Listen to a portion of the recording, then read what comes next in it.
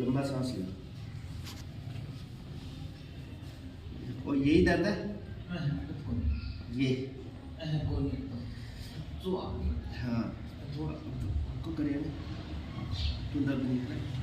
ठीक है हाँ ठीक है ओके। लंबा सांस लो, छोड़ो।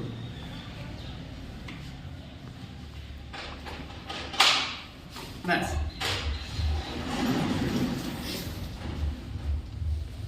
करते थे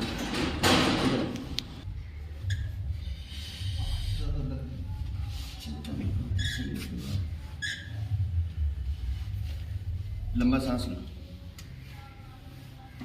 ब्रीद इन ब्रीद आउट।